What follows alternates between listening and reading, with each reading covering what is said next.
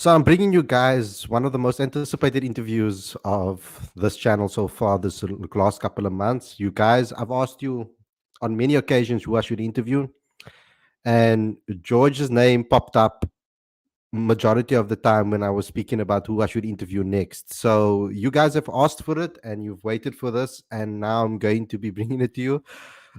Sorry that it didn't come a lot earlier. We were trying to mix our schedules together and to find a time that would suit him as well as myself. You know, his situation currently. So we needed to find a time that suited the both of us, and we're going to bring it to you today, and that's what the show is about. But before I get going, before I get started, before I bring my guest on the show, there's a couple of things that I'd like you guys to please do. First and foremost, you need to subscribe to this channel. I think 40% of you guys are watching and not subscribing. So please subscribe to the channel and click this notification bell for all future videos. That's how you get notified when we go live with any interview, any show that we do in the future. I'd also like you guys to please download the latest issue of Cricket Fanatics magazine monthly. Every issue is 100% free, straight to your inbox every month. The link is on the screen as well as in the description. And if you want to help us grow as a company as well, so we can bring you more of this type of content, then please become a Patreon today. That's the way that you guys keep us going and keep us up and running, is by becoming a patron. So the link is on the screen as well as in the description. There are various payment options, low payment options and high payment options. So it's all up to you on how much you want to donate towards Cricket Fanatics magazine. It will also help us grow and promote South African cricket as well, to give players a platform to be able to promote themselves, and also just give people an opportunity to be a part of a community where they can share their opinions and their thoughts. So please go to the Patreon link on the screen as well as in the description. Also, please smash the like button, comment, and share. And go to cricketfanaticsmag.com for all your regular outputs. So, without further ado, let's get straight into today's video. I'm looking forward to to having a chat with George today on the show, and really discussing what's been going on in his career and what's going on in his life currently, and as well the future.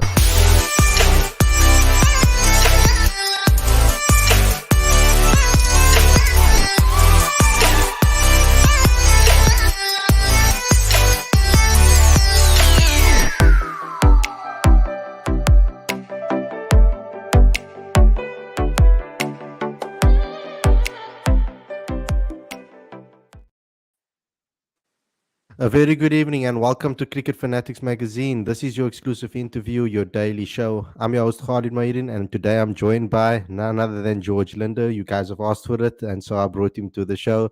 So first and foremost, I think George, this is the first time you actually came on the actual show. Before we used to do a lot of interviews on the field, etc. How are you feeling? How are you doing currently? I mean, it's off season. What was off season? Now you obviously in England, but I mean, it's off season. How are you doing? Yeah, I'm actually quite good. Thanks for having me on the show. Yeah, I wonder why everyone wants to know about where I'm at and what my plans is and stuff. But yeah, it's not really been the last couple of years. Not been really off season. Well, I can't remember the last time I had off season. So yeah, I'm in England now. Looking forward to play for Kent again. Mhm. So first and foremost, let's just start with that. You're moving to you've gone to England now. You're playing for Kent.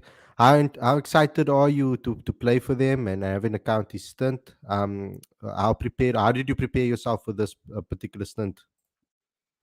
Yeah, look, I'm pretty excited to get back playing for them again. I had some time off.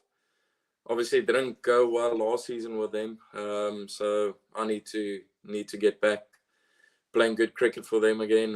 So I'm looking forward to it. I'm in a very good space at the moment. Last year, this time, I was in a very bad space, mentally not there for cricket. But yeah, now I'm out there and I'm looking forward to playing again. Why do you think the last time it didn't go the way you planned? Um, yeah, I think it's just what happened in the past. To be honest, I must be honest. I was over cricket. I didn't want to play anymore. I wanted to take a break. And yeah, then eventually I couldn't, because obviously I was going to come to the UK and wasn't going to look good on me. And then yeah, obviously reflecting, well, I didn't play that good cricket when I got here, and then looking back, I got an injury, well, from like June, July onwards, and I just struggled to play. And then eventually I made the call not play anymore and come back home. And then I was out for about 3 months, and then I found the love for the game again, and I'm in a very, very good and happy space. Yeah, I mean, let's talk about that unhappy period with regards to you. I mean, myself, period, personally, if I can maybe slightly relate. It's not cricket, but I mean, I go through that period as well sometimes when I'm thinking, Mm, you want to give it up, you don't want to do it anymore, you're putting in all this effort and you don't see the reward. Like, yeah. from your perspective, like, what were you going through mentally, or what was the reasons for you feeling in a terrible space or wanting to give up cricket at the time? Yeah, obviously the World Cup selection got me quite badly, to be honest. I struggled for it. I struggled mentally just thinking about that for more than a year actually. Um, but then eventually I got over it, and like they say, time heals. And now I'm more than eager to get back playing for the Proteas. I'm pretty sure. Well, most of the people close to me know how bad I want it. But selection is out of my what's the name? Mm. Geez, I don't even know what the word is now. But Out of your control, it's yeah. not in my hand. So it's I can just do my best on the cricket field and then just hope for the best. Yeah, I think everybody around that time was very puzzled on why you weren't selected for the World Cup, etc. But can you maybe give us a slight behind the scenes on how those conversations happened? Was there conversation held with you before that selection, or was it just did you just find out when the team was selected?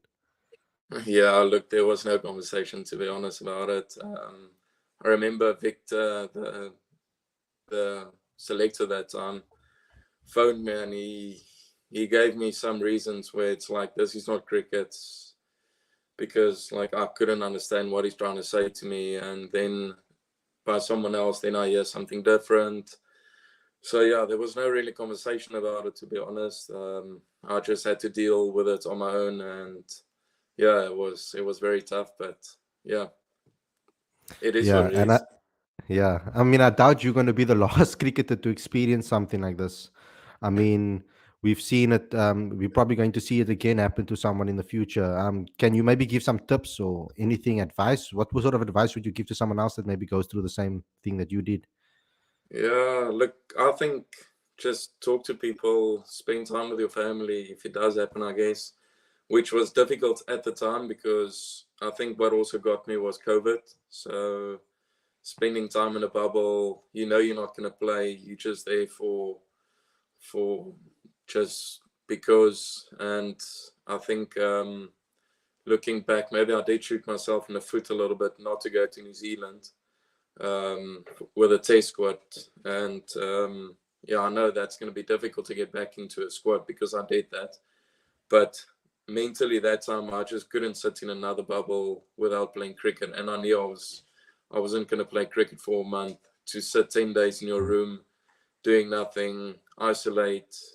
I just couldn't do it, and I needed to play cricket because I haven't played cricket in like forever that time, and I just want to get back on the field, and and then Yeah. So let's clear up that rumors, because there was a lot of rumors flying around that period. Some people saying you weren't selected. Some people saying you turned down the opportunity because you wanted to play and you weren't happy with sitting in a bubble. What was the truth behind that? So just to clear up the air, so we can move on from it. Like look, I know people abuse me about that I got married in the season, and it was in that time, but it was actually 2 weeks before they flew to New Zealand. I got Mm, married. So my marriage had nothing to do with it. It was more just cricket. I just want to play cricket. I love the game so much that I couldn't sit in another bubble for 10 days and then have to do isolation, mask, and I was so over at that time. I mm, know I had to probably do it, but like mm, mentally I wasn't there to do it, and I know like it's very tough to know you're going to a place, um, you're not going to play. So, and I know you get paid to do it, and you probably get paid well enough, but at the time money wasn't for me, and like cricket is my first love, and I feel like I owe the game quite a lot, and I just want to play cricket. okay. So let's talk about the good space that you're in now, moving forward. Yeah. What sort of things did you do to get to that level? Was it just about just focusing on yourself physically? Do you do physical things, like for example, going to the gym or whatever, to get yourself into a good mental space? So what sort of techniques do you use to stay motivated? What drives you Um, ultimately? yeah, it took me a long time to actually get over it. I think that 9 or 10, 12 weeks or whatever I was out, I did reflect quite a lot, and just staying away from the game for a bit helped me quite a bit. And then as soon as you come closer to playing again, that's when I got into a better space. I was obviously nervous because like I want to have a good season with Province, and like Province is my first love. That's where I started playing, so I owe them a lot as well. Um, yeah, I don't know. It's just spending time with your family as well, your friends, do the things you love. And yeah, I think that brought me back to loving the game again, and just yeah, I mean, social media also plays its part, of course. I mean, yeah, what is your advice with regards to how you deal with social media and the pressures? Because do you stay away from it? Do you decide to rather just stay away from it, or are you someone that embraces it and enjoys, a tweet or two?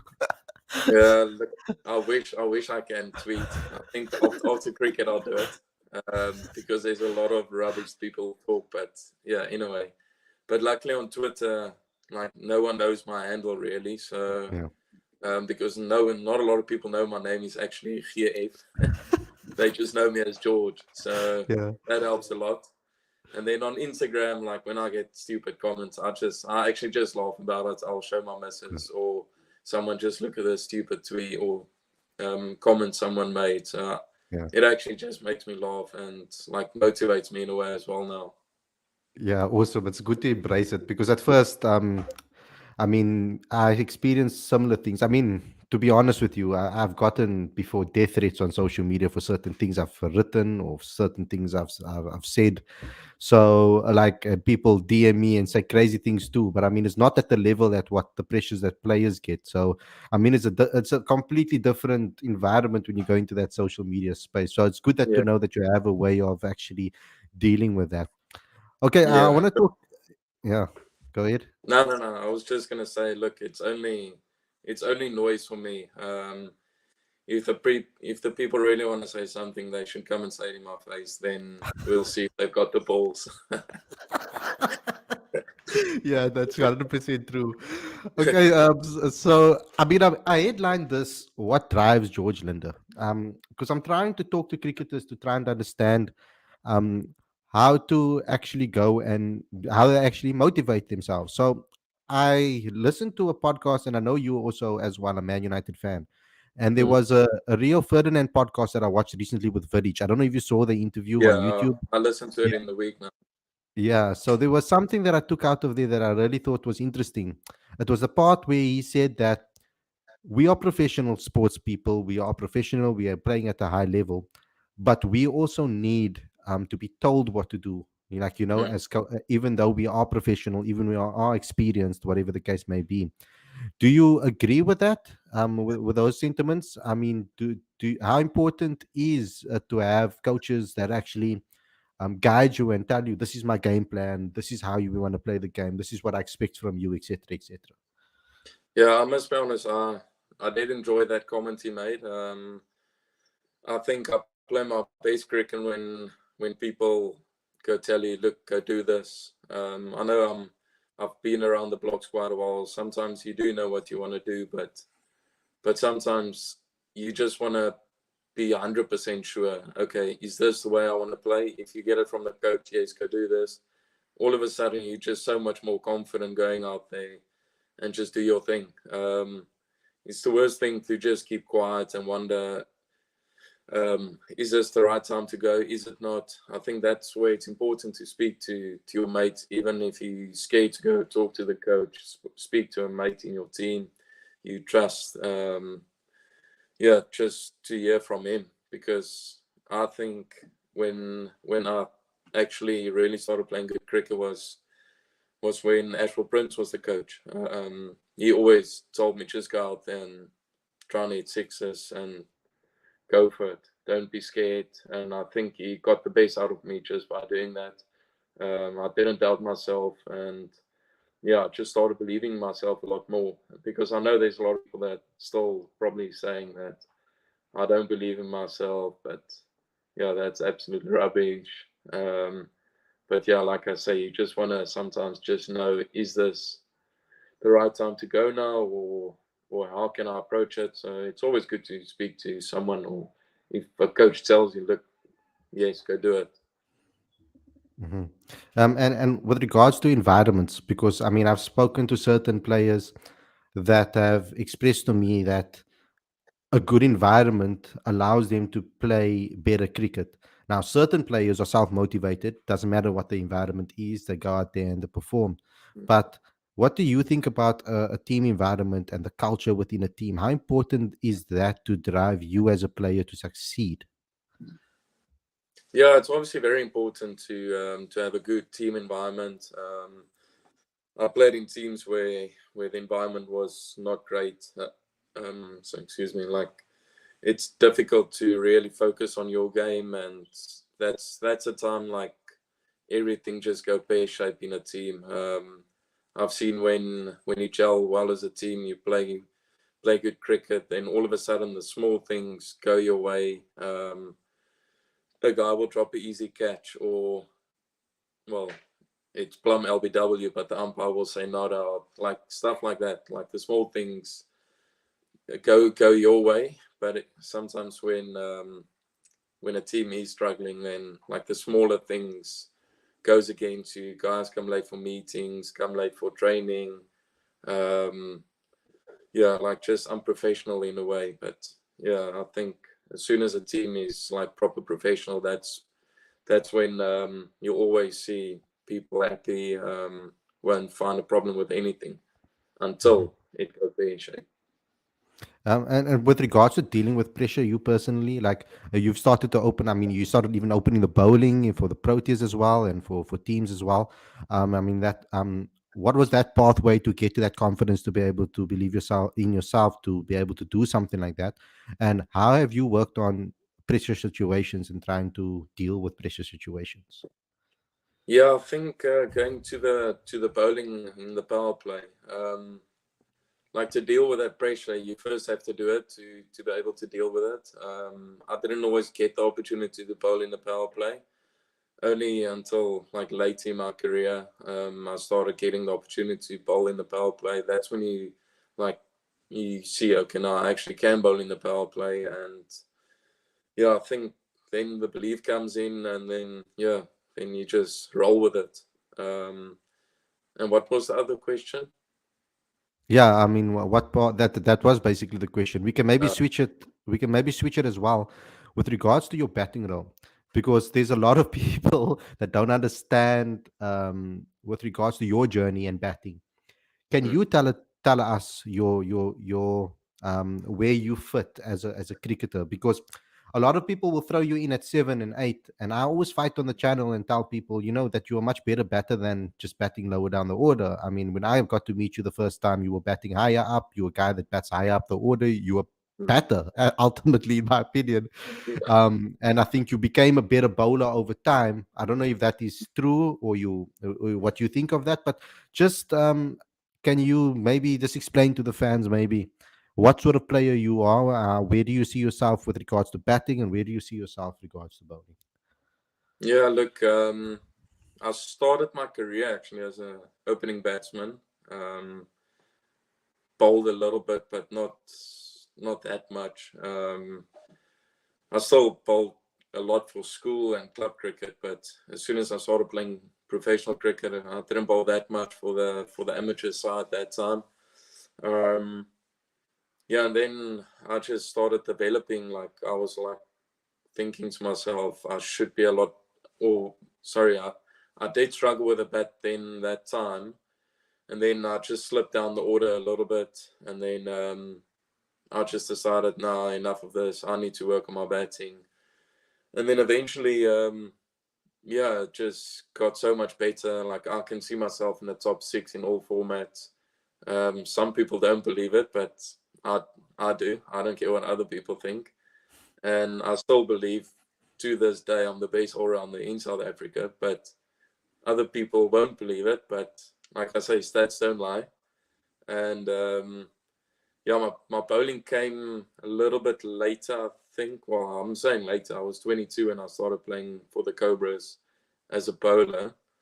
I batted 19 that time, but I think it was only because I was probably scared of batting, facing that quicks and stuff. But now, like you grow up and then you get used to it, and yeah, I think now, like I can't really say which is better, my batting or my bowling. Other people think I'm a bowler. Other people think I can do more with the bat. The times I played for the Proteas, I don't think I really disappointed. It was just against West Indies really where it was really tough. Um, yeah, I wasn't probably played in tough situations. Well, it was a tough situation when I came in all the time. But it's okay. I learned from that, and it made me a better cricketer now. So yeah, as long as you learn from your mistakes and just try and improve every day, then you'll just become better each day. Yeah. So you're probably the best person to ask this, and it's the last question I'm going to ask you before I get into the live chat questions. Mm. Um, the step up from, like, for example, domestic cricket to international cricket. I would like to ask you about that gap and how different it actually is, and what makes that different, and what makes even international cricket is harder. What makes it harder? Yeah, I think it's quite a big step to be honest with you. I just think because the intensity is so much more in international cricket, you can overthink it at international cricket. Like everyone in the team can play well, so in domestic cricket as well. But it's just that step up sometimes is quite a lot. I think that comes more down to belief. If you really doubt yourself, I think you'll get found out at international cricket. But if you just believe and back your own game plan, then you'll be okay. It's not like Ashwell Prince always said. It's still you versus the ball or you versus the batsman. A good ball is a good ball. Um, yeah, don't overthink it. Just go and play back your own game, and then you will be successful. So yeah, I've always tried to do that when I played international cricket. Luckily, I'm quite a calm person, so that helps me a lot by calming down when I do play in big games. So yeah, I'm a very nervous cricketer, but then I just trying to take a deep breath, and then yeah, then I get over it, and then I just enjoy playing cricket. I mean, I've definitely seen that in your personality over the years. Since the first time I interviewed you at the Nets to what you who you are right now, even in front of the mic now, you're a lot more comfortable and Yeah, in yeah. front of the mic That too. time I was shocking. I wasn't used to it. Yeah, exactly. Yeah. So it's a massive improvement, George. I have to say. So let's go into the live chat. Ahmed wants to know: do you take notes from any left arm spinner like Shaikh Al Hassan? Um, I do watch when spinners bowl. I always watch. I love watching spinners bowl. The only thing is Shakib, I'm a lot different compared to him, but what I do enjoy about him is his changing of pace with the same arm action. He's such a clever bowler, and like we're all different. Like all the left arm spinners is different. Doesn't matter if you bowl the same ball or not. You different. Each one delivers it differently. Um, but just look at game plans. I think that's a main thing I really look at, to be honest. Mhm. Gaurav wants to know any call about the Proteas yet? Um, I see there's a tour against Australia, so I do hope I'll be in the squad. If not, then hopefully I'll just keep knocking on the door. Mhm. I mean, what's your relationship like with Shukri? I know he was part of the high performance when you were around as a younger player. What's your relationship like with him? What can you tell us about him as a coach? Yeah, I must say, I always say he's my cricket dad. But yeah, no, he's a good coach. He's also one of those coaches that he'll always take the positive route. I'm pretty sure you've seen that in the against West Indies. Like he likes playing positive cricket. Very good coach, good brain, cricket brain. Yeah, I'm pretty sure he's the right man for that job, and yeah, long may that continue for him. Mhm. Okay, Ahmed wants to know: do you think that the Proteas need a better spin coach like Daniel Vittori or Rangana Herath? I mean, they haven't had a spin coach in a long time, actually, did they? Yeah, now they haven't had one in quite a while. Yeah. But to be honest, if I look at all the spinners in South Africa right now, everyone can play any format. And I think that's obviously a good thing because there's so much competition. Like I can't remember the last time I've seen competition like that.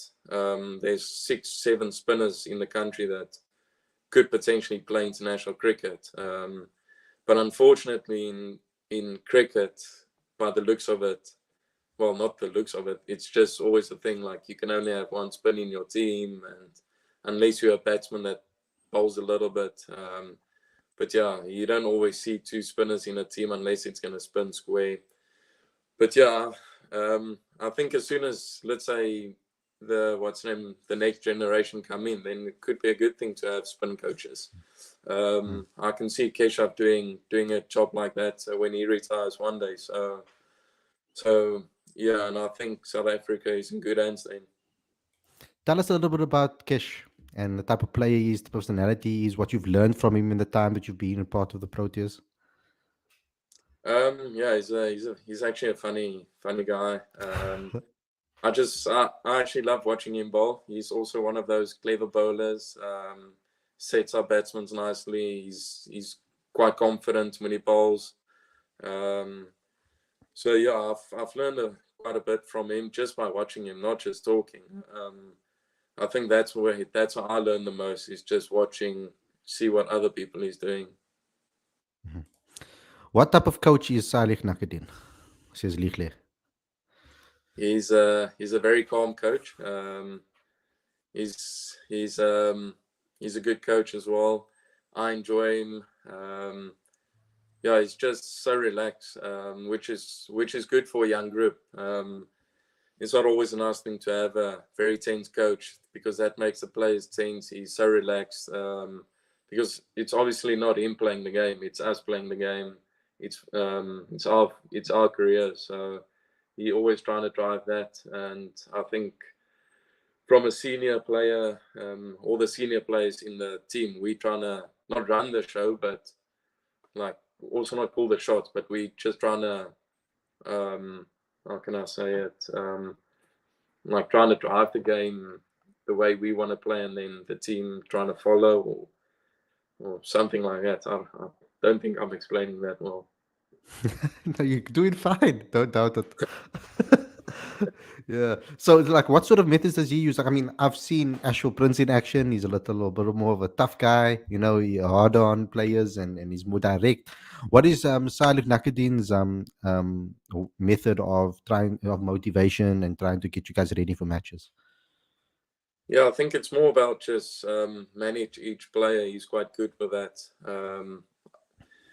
He makes sure he goes speaks to the players and stuff, which I think is important, especially the guys that's missing out. To be honest, I don't need much chatting because, like, I know I'm 31 years old now. I know more or less what I want to do. I'm quite experienced now, um, so yeah, I'm trying to help in a way as well in regarding that. And yeah, he's the same. He's just trying to keep everyone happy and trying well trying to let there be no conflict in the team. Mm. And if there is, he's always the first one that trying to sort it out. Mm-hmm. Excellent. Lawrence wants to know, hi George. How? Okay, I haven't seen those questions yet, so I'm just reading it when I see it. So, Yeah, that's how does a professional like yourself cope with the disappointments of non-selection Proteas at the moment, when you have put in the hard yards and did well domestically in all formats last season? yeah, it is a bit of a disappointment now, I won't lie. When I wasn't in the squad for West Indies, I was very disappointed, to be honest. But I was only disappointed for a day, and I thought I'm not gonna let this get me down again. I've been battling with that for a year. I can't go through this again. And I had a nice chat with Rob Walters before I came to England. So we'll hopefully we'll see me in the Australian squad. Probably depends what I do in England, but also with the disappointment with the World Cup and stuff, it opened other doors for me as well. So I got the opportunity to come play for Kent, and I'm really lucky to get that opportunity, Mhm. because not everyone get the opportunity to play county cricket. And yeah, I'm just trying to be a good cricketer for them this season.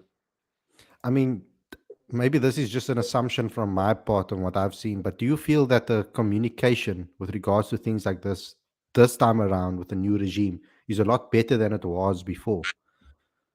I think so. Yes, I think if I can say honestly, the communication's been poor in the past. That's why I'm still sitting here, and I still don't know why I was dropped, uh, which is which is actually terrible.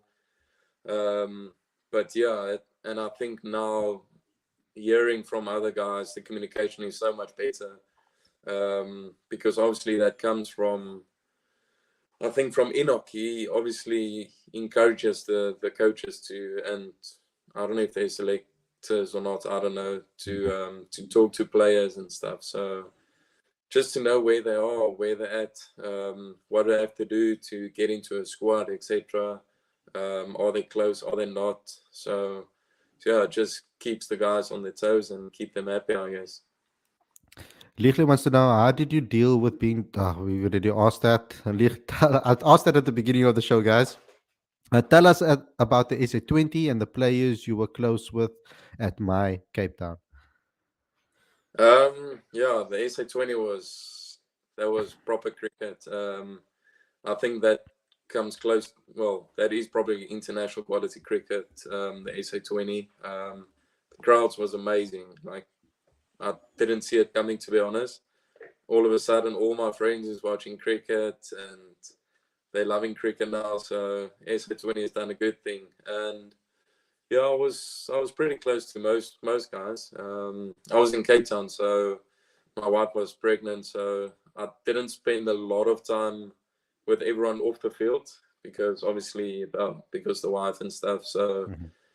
so yeah, but like obviously I know basically everyone. So I was just disappointed Livingston didn't come, because I know I would have had a good time with him. Mhm.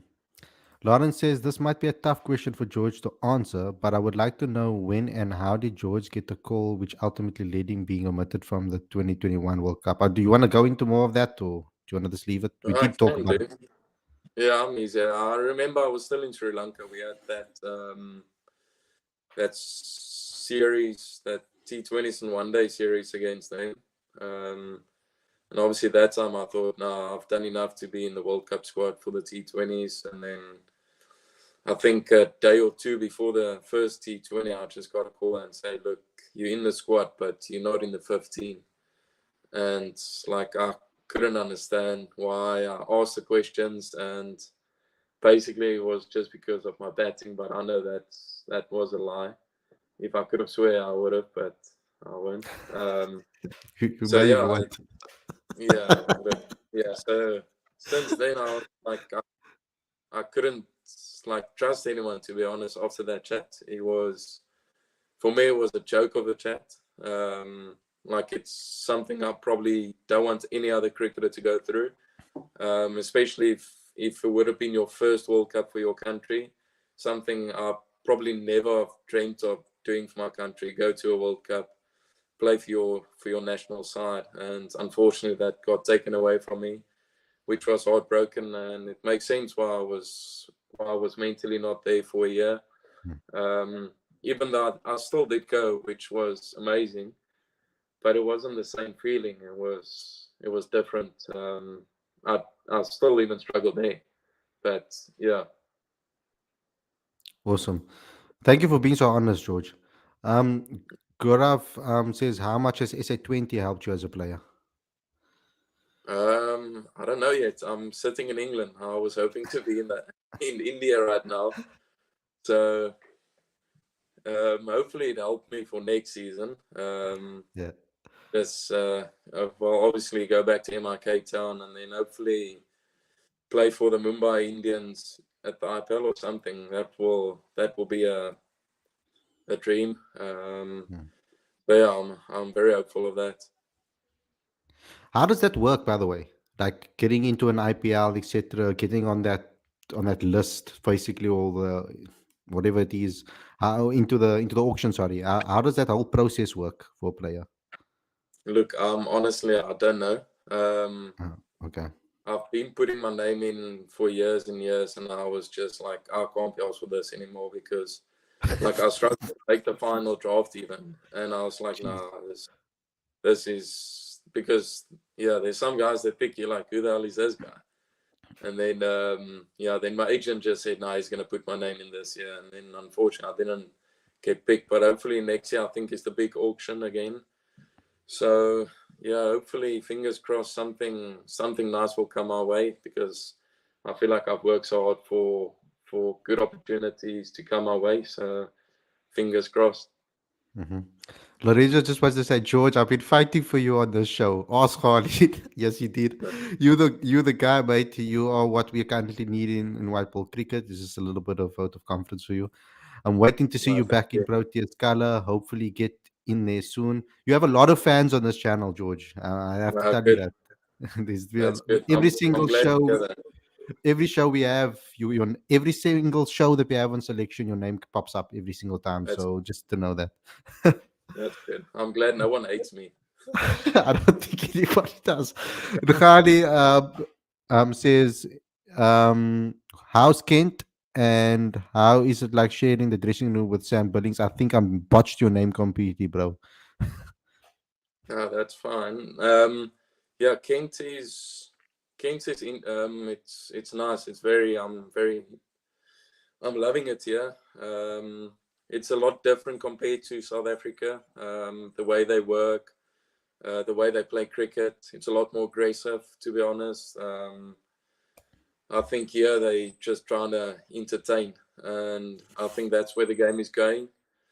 And sharing a dressing room with Sam, he's a lovely guy off the field. On the field, he's an intense guy. So yeah, sometimes I remember last season I've had a few fallouts with him, but it's just part of the game. He's so passionate about the game, and yeah, like obviously it didn't change our relationship off the field or anything. It's just like because we want it so bad for the team and stuff. But yeah, he's a lovely bloke.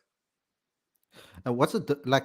This is a common question that always gets asked. The difference between county cricket and our domestic cricket in South Africa. A lot of people say that the standard is completely different, that it's on a whole different level. Is it a different level or is it just different, like in Um, general? yeah, it's like I always say, it's difficult to like compare the two because like it's different conditions. Obviously, white ball cricket, the wickets is a joke. It's so flat. So like I was speaking to a teammate of mine, yeah, Kent, and he says like if they have to go to South Africa, they find it more difficult in South Africa again, where I find it more difficult here because it's not Interesting. really suited for spin here, and they whack spin here. They don't look to block really, which is I don't mind it because luckily I'm a batsman as well. I'm waiting for the other spinner to come bowl as well. So yeah, Mhm. I'm actually enjoying it. I'm sure this just gonna make me a lot a better cricketer than I am now. So yeah, hopefully, long may this continue. Excellent. Gaurav wants to know, who is your cricketing idol? Sure. That's a good question. I don't even know. I used to follow Daniel Vittori a lot when I grew up. He was the main one. But if I have to compare myself with a current cricketer, I think it's Jadeja and Shakib Al Hasan. I think those two, like, I feel like I'm similar boat as them. Um, yeah, I think them. Hmm. Awesome. George, do you have your eyes set on the 2027 World Cup in South Africa? Is it a 50 over or a T20 or what is it? 2027 is the 50 over World Cup in South Africa. Uh, yeah, like I'll have my eyes set on it. But if I think about South Africa, 15 guys, they won't really pick a lot of spinners. They'll go with an extra seaming all rounder. Yeah, I think that's the way South Africa wants to play. I don't know about the World Cup this year. I would think they want to pick a spinner that bats as well in the 15, because you never know what conditions you might get in India. But yeah, I don't know what their thinking is. Hopefully they do think about my name. Yeah. But yeah, you never know. I can only do my best here at the county, and then yeah, hopefully get a call up soon. Excellent. Lichley says, did you have any input on the Saka review on domestic cricket? Do you think we'll see more matches in domestic cricket next season? I did not put an input on it, but I know people were talking about it and they were mentioning 14 games. I think 14 games is a little bit too much, to be honest. I think if they can take it to 10 games first, because remember, our squad is only 16, 17 guys. So True. if three seamers get injured, where's the next guy coming from? I know there's academy and stuff. But yeah, I don't know the standard of the academy now these days. Back when I started playing academy was quite strong, because you still had amateur cricket. You had your franchise Cobras that time, which you can pick from that time, two different provinces, Boland and Western Province. So yeah, now it's a little bit difficult to go to 14 games, I think. Yeah, I think 10 is enough, and then yeah, hopefully get more one day cricket in as well, and T20 cricket. Gaurav says, do you consider yourself as a bowling all-rounder who can bat, or both? Now, yeah, there was a discussion on this on the channel before, where I was saying that you were more of a batting all-rounder than a bowling all-rounder, in my opinion. I think your batting is a lot better than what people give you credit for. But Mm. that's why I see you more as more a genuine all-rounder. But like, I mean, from your perspective, where do you put yourself? Well, if I can ask you this question, I saw a tweet the other, well, I can't remember, but while I was playing in South Africa, I've got a batting, well, the last 4 or 5 years, I think it is. My batting average is about 50, and my bowling average is under 24 with the ball. So do you think I'm more a batsman or a bowler? That's a, I think it's more genuine. But for me, batting. Yeah, yeah. Well, I'll take 50 average then, and with the ball 23 or whatever it was. Yeah. So yeah, that's why I still believe I'm not arrogant, you know me, Yeah. but I do believe in myself, and I still do believe till on this day that I still believe I'm the best all round in the country, Yeah. bat and ball. If somebody wants to take me on about that, then just go look for stats. I'm pretty sure you've got stats or something. Yeah, yeah, we do. So, genuine all rounder is from my opinion. I mean, you do both very well. So, I mean, there's been periods obviously in your career when one was better than the other, but I think it's Yeah, leveled out a lot more now, over recent yeah, years. yeah. I Yeah, think my bowling was more the main one. yeah, And then my batting started creeping up because I started focusing a yeah, lot more on my batting. Started yeah. playing a lot more T20 cricket. So like you get into bad habits with bowling in T20 cricket. So yeah, then eventually, yeah, I Mhm. think it's pretty equal. Yeah. George, amongst the younger batters in the country, who is the one batter who wows you? Sure. I actually don't know, to be honest with you. Who is young? Theo Uh, Brevis, Jordan Herman, maybe let's think of some others. Maybe someone in your team like Smith as well. I'll consider them young. Maybe let's say under 21.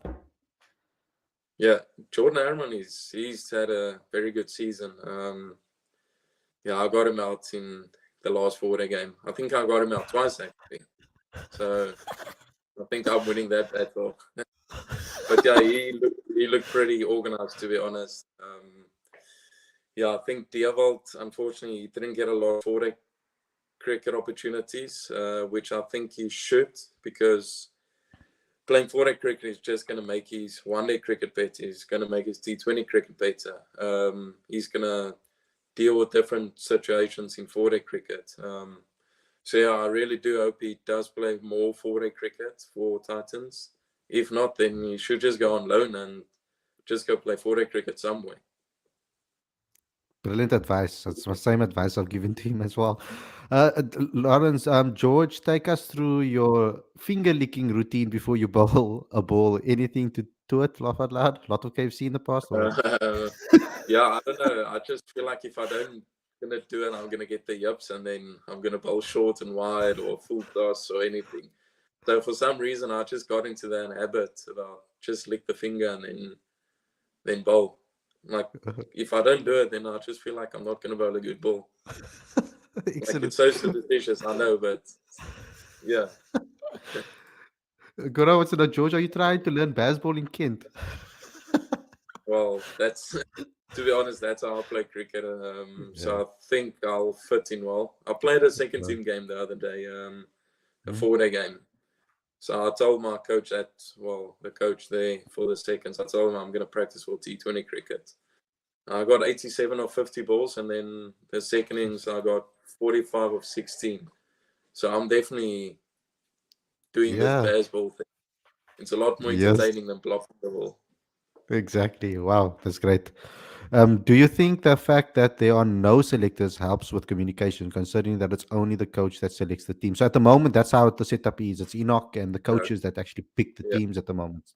I don't think there's a yeah. selection panel at the moment. So do you think I that's a think better way? yeah, I think it is a better way, to be honest. Because at the end of the day, it's the coach that coaches the team. He needs the guys he wants. He believe he need to have guys he believes that's going to win him games, um, which I think is important because the coach knows how he wants to play cricket. Mhm. So I think that's very important. The selection panel, well, I didn't understand it, to be honest, last season or the year before, whatever, because like you hardly heard from them at all. So, and I couldn't care less. So yeah. Good. Yeah, I had the same sentiments about it. I was constantly talking about it on the show. Like I've been saying that. I mean, I don't understand that there's no like. I kind of broke the story about David Bellingham, for example, Mhm. with regards to him playing for Durham and what he was going to do with regards to making himself available and all of that stuff. And I was shocked that when I did phone the selector, I'm not going to mention the. Oh, everybody knows already. I phoned Victor, and he wasn't aware of the fact that he had already left to Durham. He was going to speak to him at the CSA T20 Challenge. So, like, Uh, I mean, I was like, I don't understand how there was no communication, and so I'm happy that the way this is going because it does mm, seem like this. Because even when I interviewed Carl the other day, he also told me that there was a communication. Shukri picked up the phone and called him, to tell him, explain to him the reasons why, yeah, even if he didn't like it or doesn't agree with it. At least there's a yeah, conversation. yeah. Mm. Like probably shooting myself in the foot, but look, I don't care. I don't even care if they're watching this or not. But yeah, the communication's been poor in the past. I remember my agent saying that he's gonna phone me in the next week, and then you wait for months, and like, okay, where was this phone call? And then like, yeah, it's just a Yeah. load of shit, to be honest. And Yeah. yeah, but now at least like Rob phoned me, and at least he told me straight what's happening and stuff, and I do appreciate that more than being lied to. Like if somebody's just honest with me and just say, this is why we're doing that, I can take it on the chin and move on. So yeah, and I've got good hopes for Rob and for Schutz, because I know Schutz well. I don't know Rob really that well. Yeah, me neither. But it sounds like it's gonna go that route. Just be honest and Yeah. get the team they want. Yeah, because I've been calling for that. I was calling for them to give us, as fans, also more clarity, because then we end up in arguments about why players are not selected and speculating, which is total Yeah, rubbish. Yeah. yeah, yeah. Um, there's another one over here. George, you've shared a lot of partnerships with Calvarena in the middle. Who calms the other in the middle? Uh, I don't know. I love batting with him. I don't think he'll say the same about me. I think he loves batting more with David Bedingham. So we're going to be lucky to see that next season again.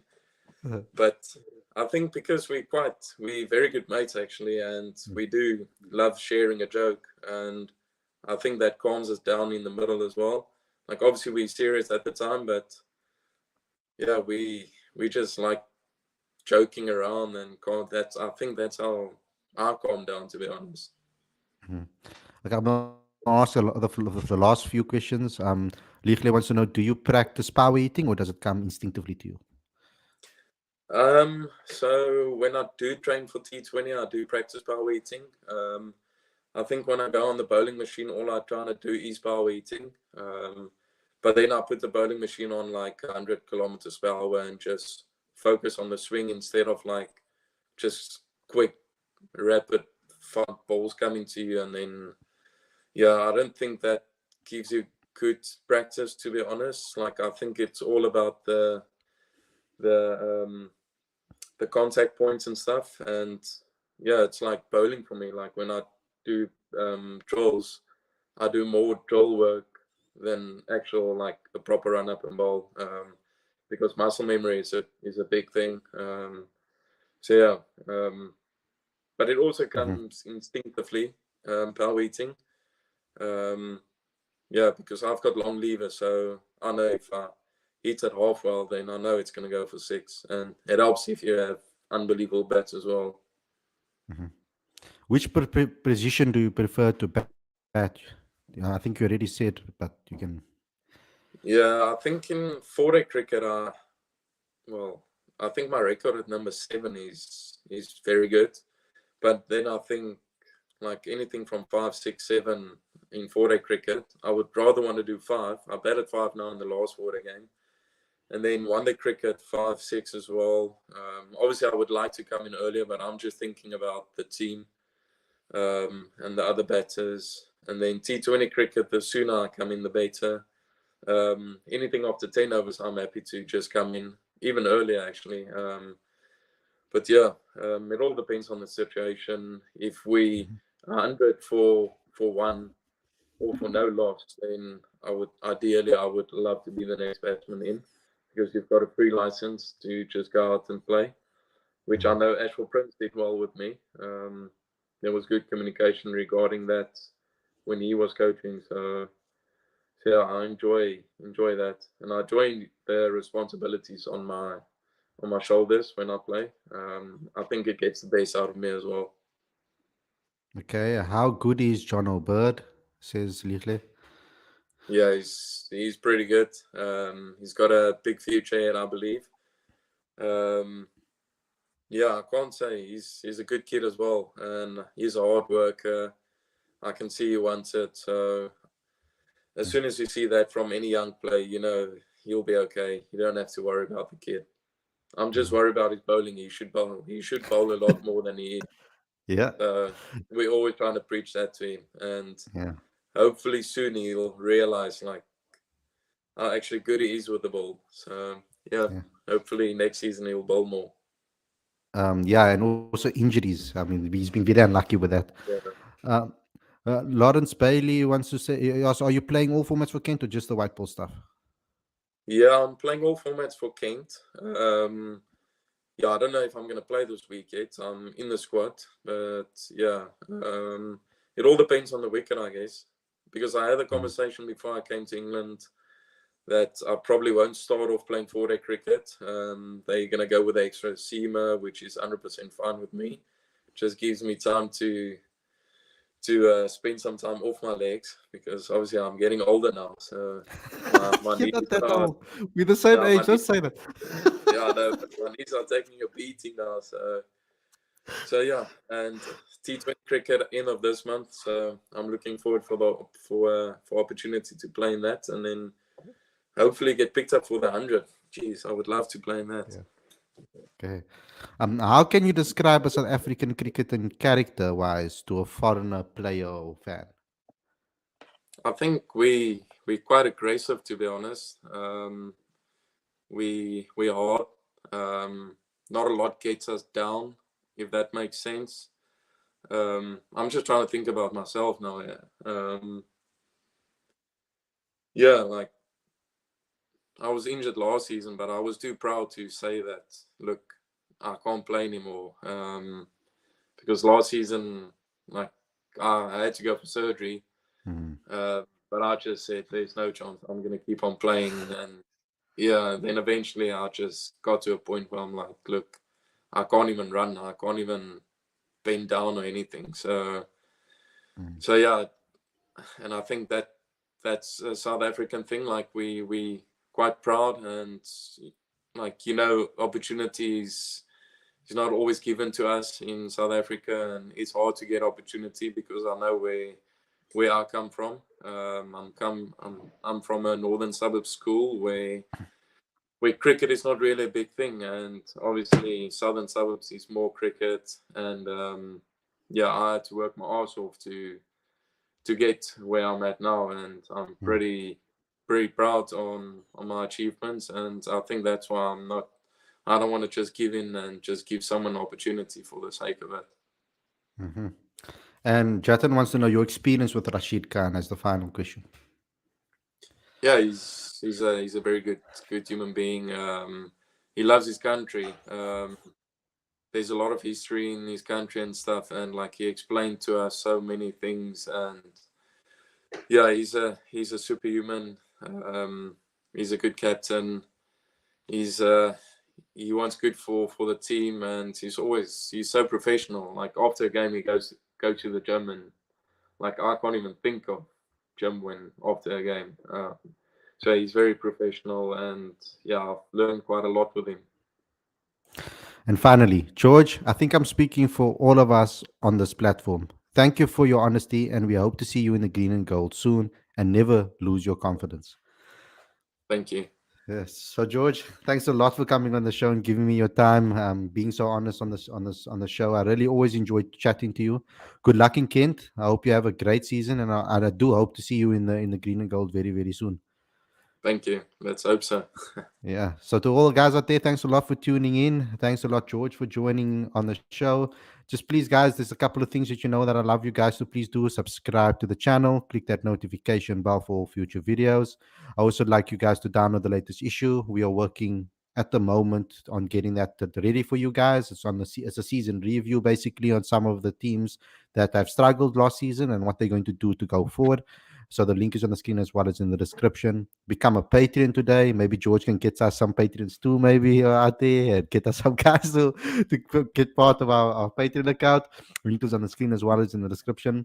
Smash the like button, comment, and share. And go to cricketfanaticsmag.com for all your regular updates. To all the guys out there, thanks a lot for the show, and thanks a lot for joining in. And I'll see you guys very, very soon with another daily show. Peace out, everyone.